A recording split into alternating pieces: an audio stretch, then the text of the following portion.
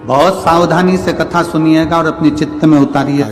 मनुष्य के शरीर में 3.5 करोड़ रोम छिद्र हैं। इस मनुष्य के शरीर बारीक बारीक रोमों को अगर ये पूरे शरीर के एक एक रोमों को गिना जाए तो 3.5 करोड़ रोम पूरे शरीर में है। कितने हैं? जम के बोलो जरा। 3.5 करोड़ रोम छिद्र मनुष्य के शरीर में। अग्नि पुराण में एक प्रसंग मिलता है कि पूछा गया कि ये 3.5 करोड़ रोम छिद्र परमात्मा ने मानव के शरीर में क्यों दिए, तो कहा गया, अग्नि पुराण कहती है कि 3.5 करोड़ बार मनुष्य को एक दिन में भगवान का नाम लेना पड़ेगा तब तरेगा।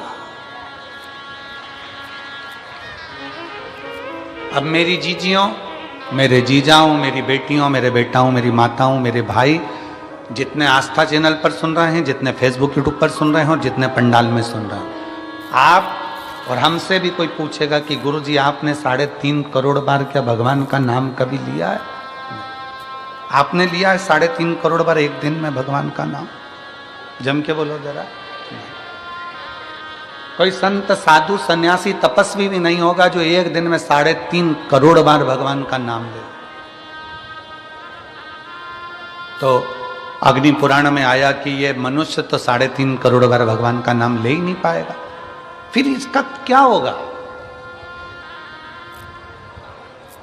और शास्त्र कहता है जिसने 3.5 करोड़ बार भगवान का नाम ले लिया तो उसके दुख भगवान धीरे धीरे काटना चालू कर देता है। तो फिर ये 3.5 करोड़ बार बोल ही नहीं पाएगा तो इसका दुख भी नहीं कटेगा। तो फिर अग्नि पुराण ने कहा कि एक काम हो सकता है। शंकर जी बोले पार्वती से, पार्वती 3.5 करोड़ बार कोई अकेला बैठकर नाम नहीं ले सकता, तो कथा के मंडप में जाकर बैठ जाए। जब कथा के मंडप में किसी नाम का उच्चारण होगा, सब एक साथ बोलेंगे, ताली भी बजाएंगे, वो अक्षर जब एक एक के मुंह से निकलेगा, आपस में टकराएगा, छार छार हो जाएगा, तो 3.5 करोड़ रोम छिद्र में समा जाएगा और उसका कल्याण होगा। अब लोग कहते हैं महाराज जी, लोग पंडाल में कथा सुनने के लिए आते हैं तो इनका दुख क्यों कट जाता? कैसे कट जाता? इनका दुख कटता कैसे है? उसका केवल एक कारण है कि आपके मुख से श्री शिवाय नमस्तु, श्री शिवाय नमस्तु, श्री शिवाय नमस्तुभ्यं, श्री शिवाय नमस्तुभ्यं, श्री शिवाय नमस्तुभ्यं, श्री शिवाय नमस्तुभ्यं। जब आप नाम का उच्चारण करते हो, आपके मुख से शब्द निकलता है, वो टकराता है। अभी इसका कोई प्रमाण है कि शब्द टकराता है? उसका प्रमाण है गीता जी का उपदेश। गीता का उपदेश कुरुक्षेत्र के मैदान में भगवान कृष्ण ने अर्जुन को गीता सुनाई। बोलो सुनाई कि नहीं सुनाई? अर्जुन को जो कुरुक्षेत्र के मैदान में गीता सुनाई, वो गीता का ज्ञान जो भगवान कृष्ण ने अर्जुन को दिया, अर्जुन को बोले भगवान कृष्ण गीता, उस गीता का उपदेश जब भगवान कृष्ण ने दिया, तो वो गीता बोलने पर भगवान के मुख से जो शब्द निकले, वो शब्द आज भी कुरुक्षेत्र की भूमि पर घूम रहे हैं। इसलिए वहाँ पर बड़े बड़े रिसर्च सेंटर लगाए गए कि भगवान ने जो ध्वनि में बोला था वो ध्वनि पकड़ना है और उन अक्षरों को पकड़ना है। उसी अक्षरों को पकड़कर हमारे वेद और शास्त्र ये गीता का ज्ञान देते। अक्षर जो तुम बोलते हो वो वायुमंडल में हमेशा रहते हैं, वो गूंजते रहते हैं, वो कभी समाप्त नहीं होते। हमारे द्वारा आपके द्वारा बोले गए अक्षर, हमारे द्वारा आपके द्वारा बोले गए शब्द कभी समाप्त नहीं होते, वो घूम के हमारे पास आते हैं। आप किसी को बंद कमरे में एक ताला लगाओ, एक कमरा बंद करो, 2 कमरा बंद करो, 3 कमरा बंद करो, 4 कमरे बंद करके अकेले कमरे के अंदर आप किसी की निंदा कर कर देखो, जिसकी निंदा करिए उस तक वो बात पहुंच ही जाती है। अब लोग कहेंगे हमने तो अकेले में की थी, ये बात उसके तक पहुंच कैसे गई? क्योंकि हमारे शरीर की वाइब्रेशन, हमारे शरीर की तरंगे हमारी बात को ले जाकर वहां तक छोड़ देती है जिसके लिए हमने कहा है।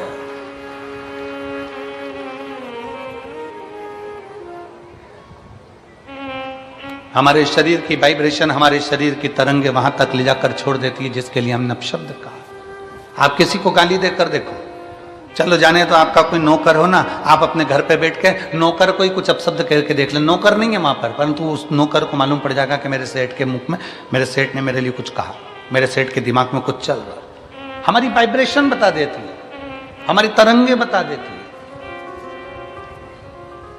इसलिए शिव महापुराण की कथा कहती है, अच्छा विचार करिए, अच्छा सोचिए। अगर कोई तुम्हारा दुश्मन है ना, उसके बारे में अच्छा सोचना चालू करो। एक दिन वो दुश्मन तुम्हें सुंदर माला लाकर ना दे, तुम्हारे को गुलाब का फूल लाकर ना दे, तुम्हारे लिए गुलदस्ता लाकर ना दे, तो कहना जो दुश्मन है उसके लिए वे अच्छा सोचना प्रारंभ करो, श्रेष्ठ सोचो। बहू सास की दुश्मन नहीं है, सास बहू की दुश्मन नहीं है। अगर बहू की दुश्मन होती सास तो अपनी रकम तुड़वाकर बहू को ना देती शादी के पहले, शादी के समय पर। अगर सास तुम्हारी दुश्मन होती तो 1-2 लाख रुपए शादी में खर्च नहीं करती, 5-5, 10-10 हजार की साड़ियां, लहंगा तुमको नहीं दिलाती अगर तुम्हारी दुश्मन होती तो। और बहू अगर तुम्हारी दुश्मन होती तो वो अपना घर छोड़कर तुम्हारे घर में नहीं आती तुम्हारी गुलामी करने के लिए। ना सास बहू की दुश्मन है, ना बहू सास की दुश्मन है। ये दोनों रहते रहते एक दूसरे से बोलते नहीं, अपशब्द नहीं बोलते, पर अंदर ना जाने कैसे कैसी अंटी पालते रहते हैं, अंदर की वाइब्रेशन ऐसी कर लेते हैं। मम्मी ने ऐसा कर लिया, पापा ने ऐसा कर लिया, अंदर से सोच रहे हैं, तो वो वाइब्रेशन तुम्हारी सास तक पहुंचती है, सास की वाइब्रेशन बहू तक पहुंचती है, और दोनों का मन मोटाव आपस में चालू हो जाता है। और एक दिन ये होता है कि घर में अलग अलग हो जाते हैं। ये हमारे शरीर की वाइब्रेशन है, ये हमारे शरीर का विचार है, ये हमारी दृष्टि। आप अच्छा सोचो ना। एक स्त्री, एक पत्नी रोज पति पर शंका करती है, रोज प्रतिदिन शंका करेगी, मन में शंका भरा गई है तो शंका करती रहेगी, शंका करती रहेगी, शंका करती रहेगी, शंका करती रहेगी। आखिर में पति को मालूम पड़ जाएगा कि ये शंका कर रही है। पति शंका करेगा तो मालूम पड़ जाएगा कि पत्नी शंका कर रही है। ये हमारी वाइब्रेशन है हमारे शरीर की जो वहां तक पहुंचा दी। ये हमारे शरीर की वाइब्रेशन है जो वहां तक पहुंच रही है। शिव पुराण कहती है अच्छा सोचिए।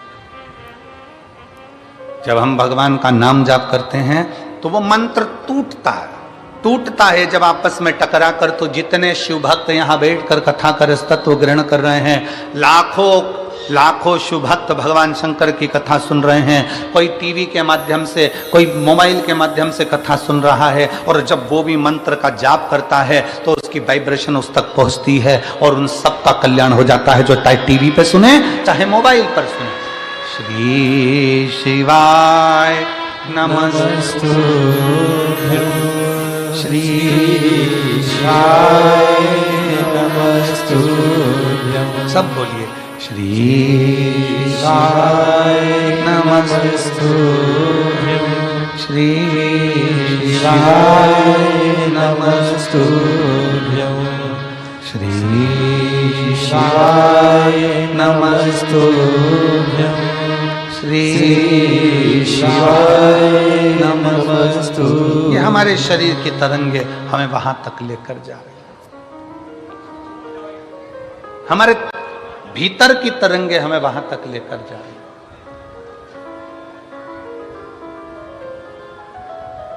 भगवान दुख नहीं काटता।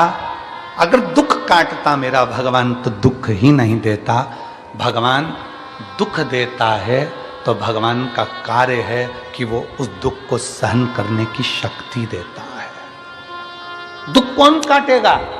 अब आपको बताना है, दुख कौन काटेगा? आपका जपा गया नाम, आपका चढ़ाया गया एक लोटा जल। आप जो अपना घर छोड़कर परमात्मा के दरवाजे तक जा रहे हो, किसी भूखे को भोजन करा रहे हो, किसी प्यासे को पानी पिला रहे हो, किसी व्यक्ति के दुख की घड़ी में तुम काम आ रहे हो और एक लोटा जल भगवान शंकर को चढ़ा रहे हो और मुख से श्री शिवाय नमस्तुभ्यम कह रहे हो। तुम्हारा वो सत्कर्म, तुम्हारा वो भजन, तुम्हारा वो नाम जाप, तुम्हारा वो स्मरण तुम्हारे दुख को समाप्त कर देगा, तुम्हारे कष्ट को समाप्त कर देगा। एक पत्र है,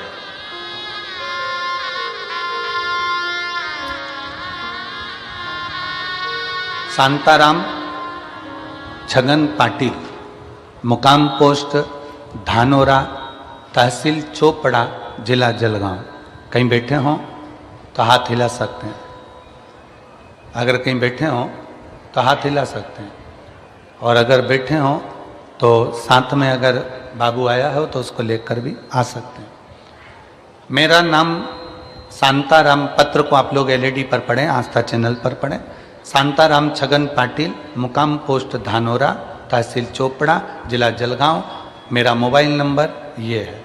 मेरा लड़का हिमांशु शांताराम पाटिल, उम्र 14 साल। उसकी गर्दन इधर उधर घूम नहीं रही थी। 14 साल से उसकी गर्दन एक जगह स्टिक रहती थी, घूमती नहीं थी। हमने उसे संभाजी नगर में लेकर गए, एमआरआई करवाई। डॉक्टर ने कहा कि उसका तुरंत ऑपरेशन करना पड़ेगा। फिर हम उसे मुंबई के लीलावती अस्पताल में लेकर गए। डॉक्टर का नाम नहीं दिखाना है। और लीलावती अस्पताल में जब लेकर गए, ऑपरेशन की तारीख आ गई 18/10/2023। ऑपरेशन की तारीख 18/10/2023 आई।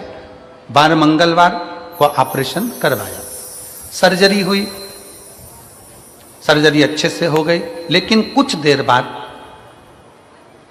लड़का आईसीयू में चला गया और उसे वेंटिलेटर पर डाल दिया गया। वेंटिलेटर पर डाला, 5 महीने तक लड़के को वेंटिलेटर पर रखा। 5 महीने बाद वेंटिलेटर पर रखा और मालूम पड़ा कि बाद में डॉक्टर ने 5 महीने बाद मृत घोषित कर दिया। इस पत्र को आप लोग पढ़ सकते हैं एलईडी के माध्यम से। 5 महीने तक उसको वेंटिलेटर पर रखा और 5 महीने के बाद डॉक्टर ने उसे मृत घोषित कर दिया। 5 महीने बाद लड़का मर गया, उसे मृत घोषित कर दिया गया। लेकिन मेरी पत्नी ने डॉक्टर से कहा, मेरा लड़का अच्छा है, मेरे घर उसे मुझे जिंदा ही लेकर जाना है, तुम इसका इलाज और करो। डॉक्टर ने कहा, यह मर चुका है, इसको ले जाओ, ये मर चुका है, इसको ले जाओ। पत्नी कहती नहीं, 4 दिन इसको रखो, मैं 4 दिन बाद इसको लेकर जाऊंगी, भले बॉडी रखो पर 4 दिन रखो इसको।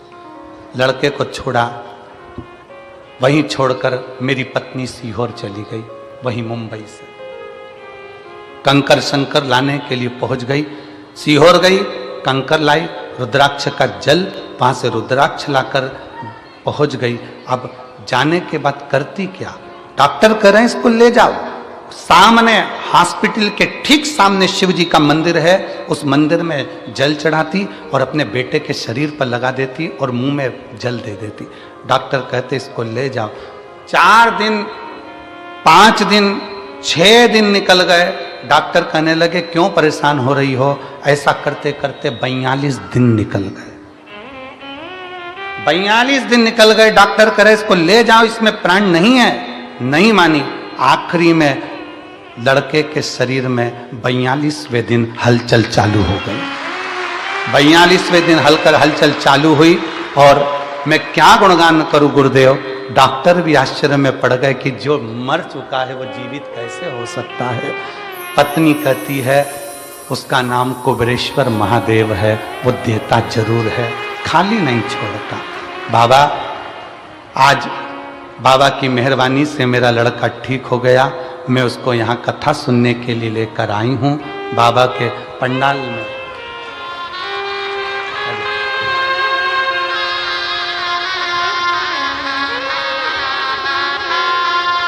मेरे लड़के को मैं पंडाल में लेकर आई हूँ।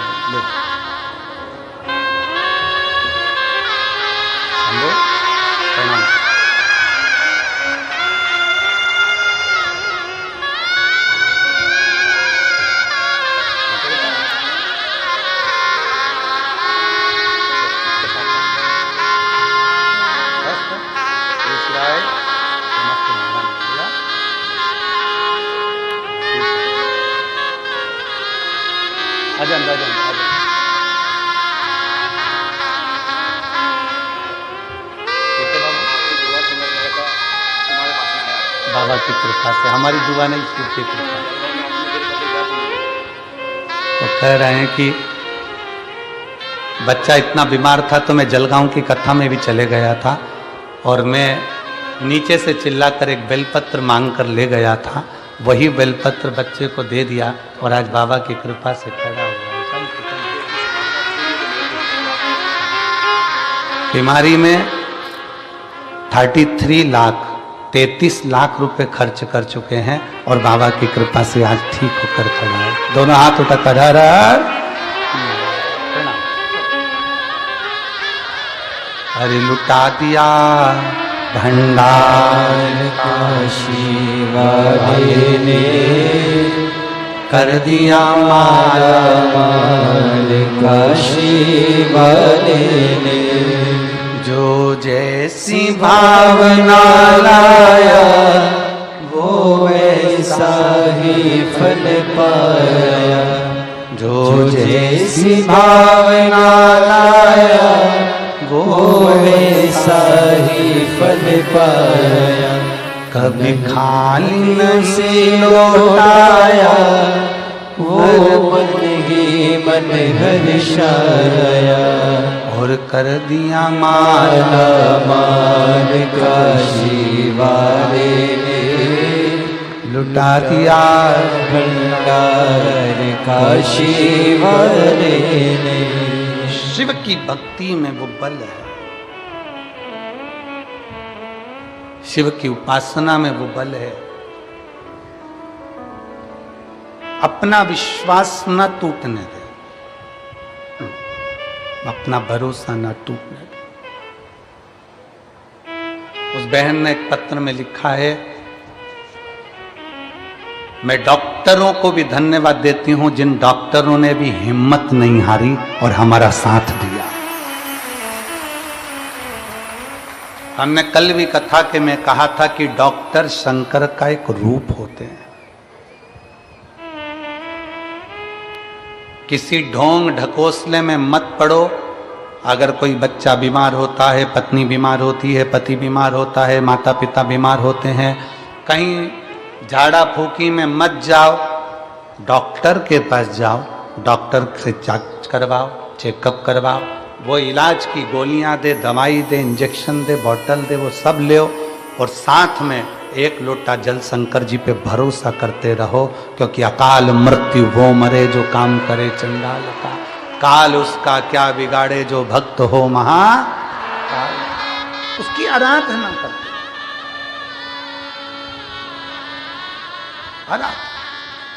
एक पत्र और है,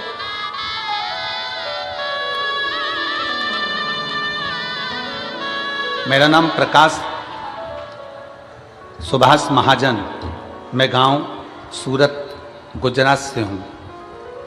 कहीं बैठे हों तो हाथ हिला सकते हैं। मेरा नाम, पत्र को आप लोग एलईडी पर पढ़ सकते हैं। मेरा नाम प्रकाश सुभाष महाजन, मेरा गांव सूरत गुजरात है, मेरा मोबाइल नंबर ये है। पत्र को आप लोग एलईडी के माध्यम से देख सकते हैं। कहीं बैठे हों तो एक बेलपत्र लेने के लिए व्यासपीठ के पास में आ सकते हैं। मेरे लड़के का नाम नयन प्रकाश महाजन है। मेरा लड़का 8 साल का है। उसे 14/7/2023 को डेंगू हुआ था। डेंगू के कारण उसके पेट में इन्फेक्शन हो गया था। पत्र को एलईडी पर पढ़िएगा। तो वो इन्फेक्शन उसके लेटरिन की जगह पर फोड़ा बन गया। फोड़ा बनकर लेटरिन करने की खराब जगह हो गई। डॉक्टर ने कहा अब उसे इस जगह पर इन्फेक्शन हो गया है तो चमड़ी सड़ गई है, ऑपरेशन करके निकालना पड़ेगा। ऑपरेशन करने से पहले उसका बाईपास लेटरिन का किया गया। उसके पेट को एक हाल गिरा के स्टोम बनाकर पड़ेगा। उस जगह पे एक थैली लगाई जाएगी, क्योंकि अब लेटरिन वाले स्थान से वो लेटरिन नहीं कर पाएगा, तो साइड पेट में से थैली डाली गई, लगा कर रखा पड़ा। सिर्फ 8 साल का लड़का वो थैली को लेकर स्कूल कैसे जाता? डॉक्टर ने कहा इसकी ये थैली अब कभी निकल नहीं सकती, क्योंकि स्थान नीचे से बहुत सड़ चुका है और वहाँ पूरा स्थान बेकार हो गया। ऑपरेशन करने के 5 दिन बाद हमने उसको लेटरिन करने की जगह से रिपोर्ट निकलवाई, तो डॉक्टर ने कहा उसको लेटरिन करने की जगह पे मांस नहीं बना है, अब ये थैली उसके साथ में रहेगी। अहमदाबाद की रिपोर्टें निकाली गई, वहाँ पे भी हमें निराशा ही मिली। वहाँ के डॉक्टरों ने भी कह दिया अब लेट्रिन की थैली की जिंदगी भर लगाना पड़ेगी। अब ये थैली जिंदगी भर लगाना पड़ेगी। तो मैं घर आके रोने लगा तो मेरे माँ ने कहा बेटा रो मत, सब ठीक होगा। सीहोर वाला गुरुजी कहता है एक लोटा जल सारी समस्या का हल। तो गुरुदेव मेरी माँ ने कहा तुम लड़के को लेकर अपन सीहोर चलते हैं। कुबेरेश्वर बाबा के धर्मधाम पर आए, बाबा को एक लोटा जल चढ़ाना प्रारंभ करा। हम सीहोर में 3 दिन तक रुके।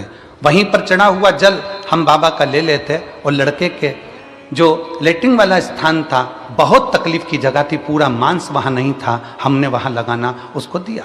फिर हम सीहोर के वापस आए और रिपोर्ट निकलवाने डॉक्टर के पास गए। तो डॉक्टर हंसते हुए कहता है अरे भाई क्यों बार बार रिपोर्ट निकलवाते हो, पैसे बर्बाद कर रहे हो, रिपोर्ट में वही आएगा जो हर बार आता है।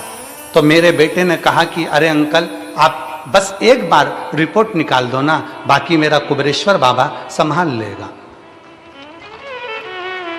फिर डॉक्टर ने रिपोर्ट निकाला और रिपोर्ट निकालने के बाद डॉक्टर ने कहा कि अब शाम को आना रिपोर्ट लेने। फिर हम शाम को रिपोर्ट लेने गए। गुरुदेव कुबेरेश्वर बाबा का ऐसा चमत्कार हुआ कि डॉक्टर ने रिपोर्ट देखकर कहा कि अरे बेटा तूने कहा था ना कि अंकल आप मेरा बस एक बार रिपोर्ट निकालो, बाकी मेरा कुबेरेश्वर बाबा संभाल लेगा। सच में तेरे बाबा ने चमत्कार कर दिया और तेरे उस लेटरिन वाली जगह पर थोड़ा मांस बन गया, अब ये थैली निकल जाएगी और बाबा संभाल लेगा। हम फोटो भी लगा रहे हैं, सारे फोटो लगाए गए जिसके अंतर्गत उस बच्चे का पूरा शरीर नीचे से सड़ चुका था। शिव तत्व, एक विश्वास, एक भरोसा, एक दृढ़ता।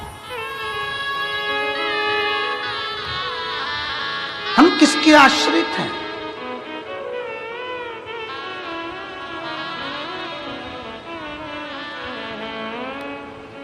दुख कौन काटेगा? तो कहा दुख भगवान का नाम काटेगा। आपका चढ़ाया गया एक लोटा जल तुम्हारा दुख काट सकता। दुनिया के लोगों को आज समझ में नहीं आ रहा कि एक लोटे जल में क्या बल है।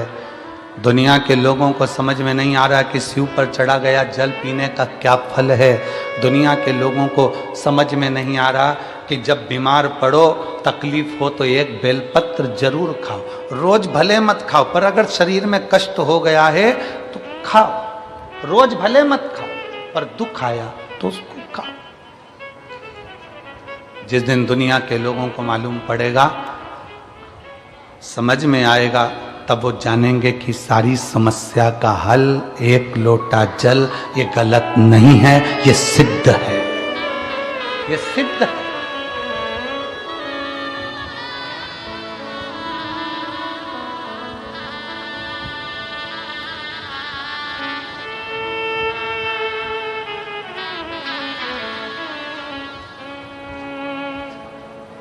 बस उसको पाना है, उसका स्मरण। बड़ी दूर किनारा कश्ती भी पुरानी है, भोले बाबा सुन भी लो ये कहानी है। बड़ी दूर किनारा है, कश्ती भी पुरानी है, भोले बाबा सुन भी लो ये मेरी कहानी।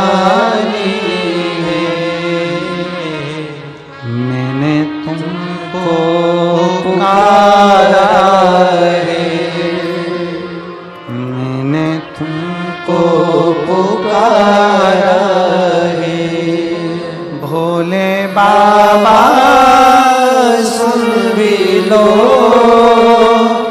ये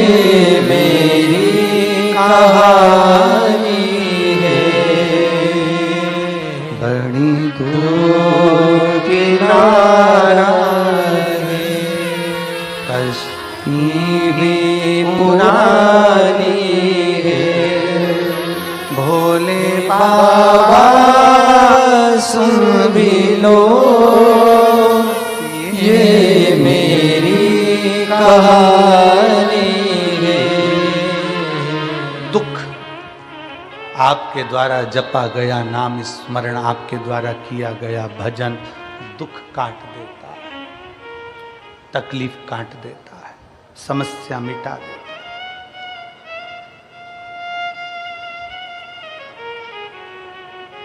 ए मेरी सिरपुर की जीजियों, मेरे सिरपुर के जीजाओं, मेरी माताओं, मेरी बेटियों, बेटाओं, मेरी जीजियों, जब जिंदगी में दुख आए किसी के सामने जाकर मत रो। जाना है घर में से लोटा भर कर पानी भरो। श्री शिवाय नमस्तुभ्यं, श्री शिवाय नमस्तुभ्यं। एक लोटा पानी घर में से भरो, उस जल को लेकर महादेव के मंदिर में जाओ। जपते जपते अपने दिल की बात बाबा के जल चढ़ाते चढ़ाते कह दो। बहुत ज़्यादा अगर दुख है तो उत्तर की ओर मुख, मतलब जहाँ से जल निकलता है, जलाधारी का जो जल होता है निकलने का स्थान ये उत्तर में होता है। आप दक्षिण में बैठकर या खड़े होकर उत्तर की ओर मुख कर कर एक लोटा जल बाबा को चढ़ाना प्रारंभ करो और अपने दिल की बात बाबा से कहना प्रारंभ करो। और अगर तकलीफ ज़्यादा है, बहुत ज़्यादा समस्याओं में घिरे हो, तो उत्तर की ओर खड़े होकर तो जल चढ़ाओ और उत्तर की ओर से जल चढ़ाने के बाद फिर वापस सामने आ जाओ और जहाँ से जल बहता है उस स्थान पर अपनी 3 उंगली रखकर और हथेली को, जहाँ से पानी नीचे बहकर जाता है उस हथेली को वहाँ रखकर एक बार अपने दिल की बात बाबा से जरूर कहो और वो हथेली को फिर अपने हृदय से लगाकर श्री शिवाय नमस्तुभ्यं, श्री शिवाय नमस्तुभ्यं। अपने हृदय से बाबा को हथेली का स्मरण कराकर लगाकर बोलकर फिर उस हथेली को अपने हृदय से लगाए। विश्वास करता है मेरा बाबा 3 महीने भी नहीं लगने देगा और जल्दी से वो कार्य सफल कर देगा। 3 महीने भी नहीं लगने देगा। अब इसमें क्या लगा आपका? केवल एक लोटा। क्या लगा? एक लोटा।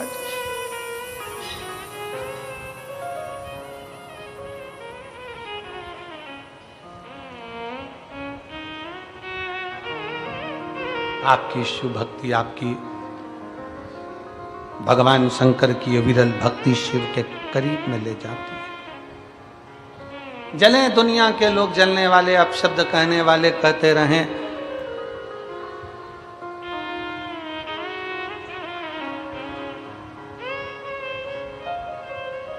उनका काम है जलना, उनका काम है अपशब्द कहना, कहते रहेंगे। वो कहते हैं ना, तुम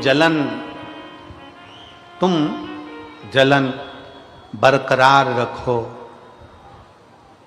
जलवा मेरा महादेव बरकरार रखेगा। तुम जलन बरकरार रखो, जलवा मेरा महादेव बरकरार रखेगा। दुनिया जलती रहे, जले, तुम मेरे बाबा को एक लोटा जल पूरी श्रद्धा के साथ, पूर्ण विश्वास के साथ, पूर्ण भरोसे के साथ, पूर्ण भरोसे।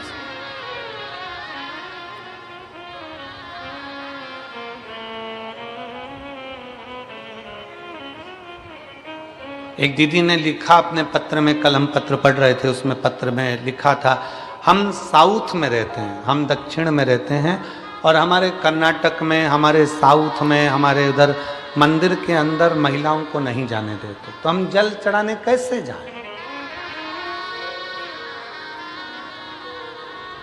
साउथ में हमें मंदिर के अंदर जल चढ़ाने नहीं जाने देते, तो हम कैसे जाएं? तो मेरा उन दीदियों से निवेदन है, मंदिर में जल चढ़ाने का मना करते हैं, बेलपत्री के पेड़ के नीचे तो जल चढ़ाने का मना नहीं करते, उसके नीचे चढ़ा। और अगर बेलपत्र के पेड़ के नीचे जल चढ़ाने का मना करें तो अपने घर के बगीचे में मिट्टी को थोड़ा सा ऊंचा करिए, शिवलिंग जैसा निर्माण करिए, जल चढ़ा दीजिए, फिर अलग से 1 लोटा जल और चढ़ा दीजिए, तो वहीं विसर्जन भी हो जाएगा और जल भी चढ़ जाएगा। दिल मन चंगा तो कठोते में गंगा। मन अगर चंगा है, मन प्रसन्न है, तो सब कुछ हो सकता है, सब कुछ।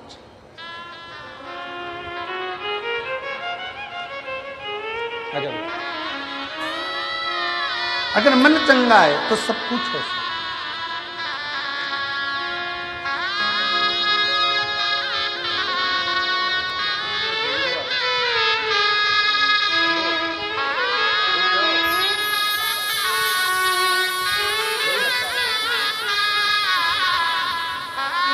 यही बालक है जिसके पेट में से थैली निकाल दी गई थी और डॉक्टर ने कहा था जिंदगी भर नहीं निकलेगी, और सीहोर में 3 दिन रुकी रही और बाबा का चढ़ा जल लगाती रही, बाबा के आश्रित हो गई, बाबा को चला।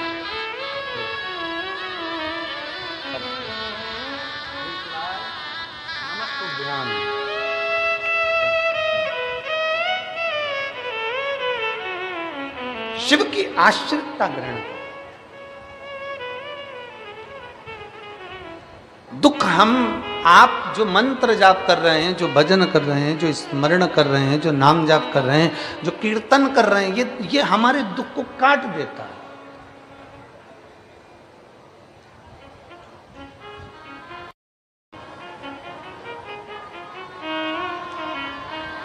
और जब हम भगवान के मंत्र का स्मरण करें तो दुख क्यों ना कटे।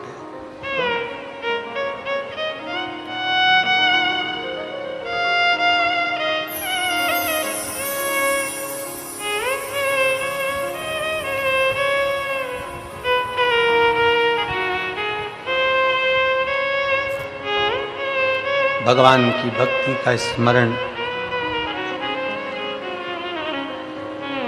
और थारी धुन लागी भोला, थारी धुन लागी, थारी धुन लागी भोला, थारी धुन लागी। हर हर भोला शंभो तुम्हारी धुन लागी, हर हर भोला शंभो तुम्हारी धुन लागी। पार्वती का प्यारा तुम्हारी धुन लागी, पार्वती का प्यारा तुम्हारी धुन लागी। थारी धुन लागी भोला, थारी धुन लागी, थारी धुन लागी भोला, थारी धुन लागी। थारी धुन लागी भोला, थारी धुन लागी, थारी धुन लागी भोला, थारी धुन लागी। ओ हर हर भोला शंभो तुम्हारी धुन लागी, हर हर भोला शंभो तुम्हारी धुन लागी। पार्वती का प्यारा तुम्हारी धुन लागी, पार्वती का प्यारा तुम्हारी धुन लागी। थारी धुन लागी भोला, थारी धुन लागी, थारी धुन लागी भोला, थारी धुन लागी। ओ थारी धुन लागी भोला, थारी धुन लागी, थारी धुन लागी भोला, थारी धुन लागी। ओ हर हर भोला शंभो तुम्हारी धुन लागी, हर हर भोला शंभो तुम्हारी धुन लागी। ओ पार्वती पार्वती का प्यारा तुम्हारी धुन लागी। पार्वती का प्यारा तुम्हारी धुन लागी। बड़े भाव से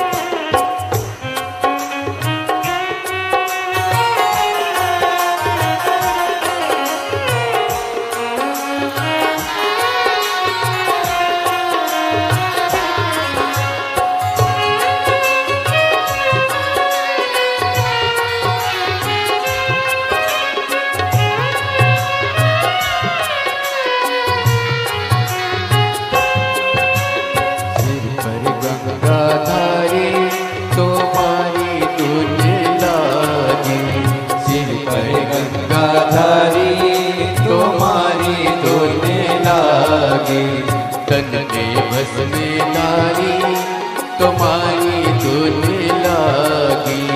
तन में बस में नारी तुम्हारी धुन लागी। हरि हरि बोला शंभू तुम्हारी धुन लागी। हरि हरि बोला शंभू तुम्हारी धुन लागी। तुम्हारी धुन लागी भोला धारी धुन लागी। तुम्हारी धुन लागी भोला धारी धुन लागी। हरि हरि बोल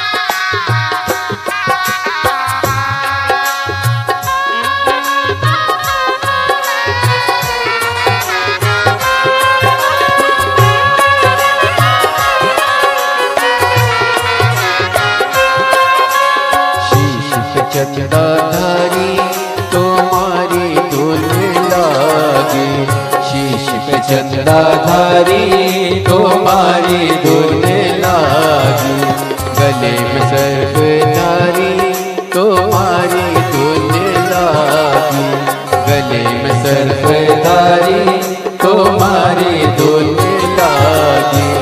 हरि हरि भोला शंभो तुम्हारी धुन लागे, हरि हरि भोला शंभो तुम्हारी धुन लागे, तुम्हारी भोला शंभो तुम्हारी धुन लागे, तुम्हारी धुन लागी भोला थारी धुन लागी, थारी धुन लागी भोला थारी धुन लागी, हर हर भोला शंभो तुम्हारी धुन लागी, हर हर भोला शंभो तुम्हारी धुन लागी, हर हर भोला शंभो तुम्हारी, हर हर भोला शंभो तुम्हारी धुन लागी। सिर पे गंगाधारी तुम्हारी धुन लागी, सिर पर गंगाधारी तुम्हारी धुन लागी, ओ सिर पे गंगाधारी तुम्हारी धुन लागी, सिर पर गंगाधारी तुम्हारी धुन लागी, ओ हर हर भोला शंभो तुम्हारी धुन लागी, हरि हरि भोला शंभो तुम्हारी धुन लागी, ओ पार्वती का प्यारा तुम्हारी धुन लागी, पार्वती का प्यारा तुम्हारी धुन लागी, ओ पार्वती का प्यारा तुम्हारी धुन लागी, ओ पार्वती का प्यारा तुम्हारी धुन लागी, ओ पार्वती का प्यारा तुम्हारी धुन लागी, ओ पार्वती का प्यारा तुम्हारी धुन लागी। महादेव अपने स्थान पर बैठकर भगवान देवाधिदेव महादेव को अपने मन की बात बड़े भाव के साथ दिल से बाबा से प्रार्थना करिए।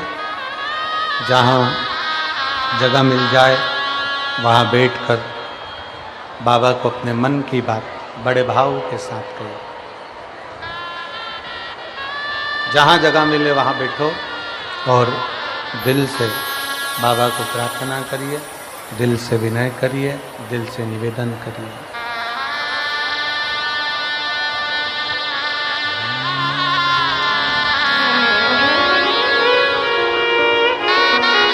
बड़े भाव से विनती करिएगा, सब साथ में बोलिए।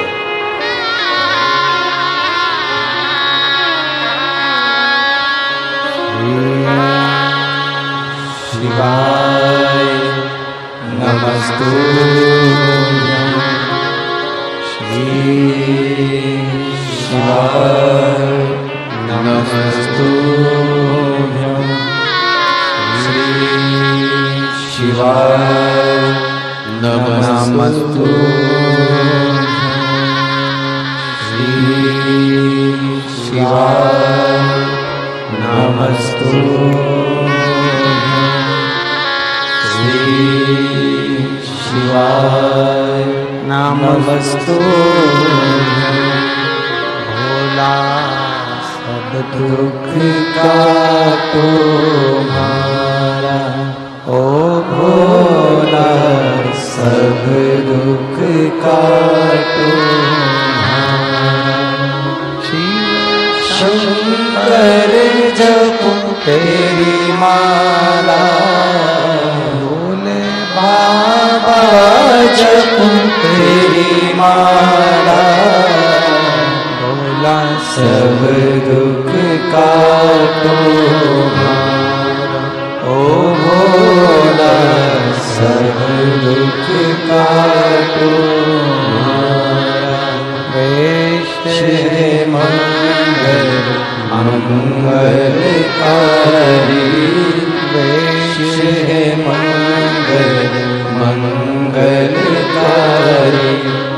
शमशान निवासी हमारा,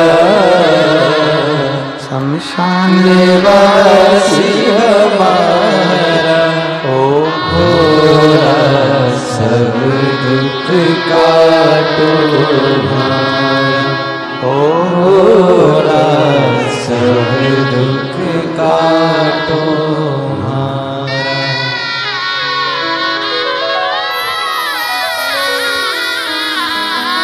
भगवान देवदेव महादेव से, भगवान शंकर से बड़े भाव से अपने मन का भाव शिव से कहिए। शिव उदार हैं, करुणा सागर हैं, दया सागर हैं। दुख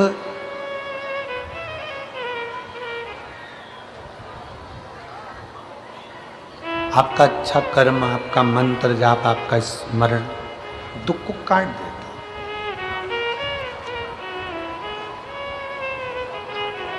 कभी कभी हमारी कुछ गलतियां ऐसी होती हैं जिसके कारण हमको दुख भोगना भी पड़ता है। जैसे कल कथा में अपन ने श्रवण करा कि दक्ष प्रजापति ने शंकर भगवान का अपमान किया, शिव जी को अपशब्द कहा, ताने दिए, आड़ा टेढ़ा बोला। क्यों बोला?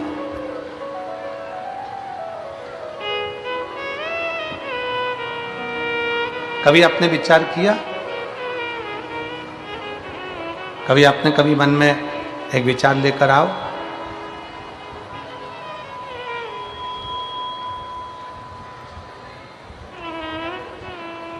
कई लोग कहते हैं गुरुजी हम दिन रात भगवान का भजन करते रहते हैं, दिन रात हम भगवान को पुकारते रहते हैं, दिन रात हम भगवान की भक्ति करते रहते हैं।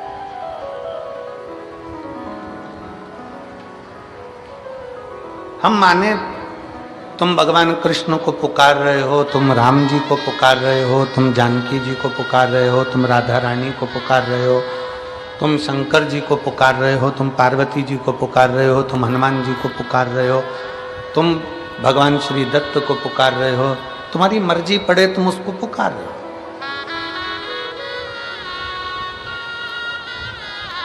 चौबीस घंटे माला पकड़कर बैठे हो, किसको पाने के लिए? तो कि मदन मोहन हमको मिलेंगे, भगवान हमको मिलेंगे। परशु महापुराण की कथा कहती है मद और मोह ये दोनों जाएगा तब तो मदन मोहन आएगा। जब मद और मोह ही नहीं जाएगा तो मदन मोहन कहां से आएगा?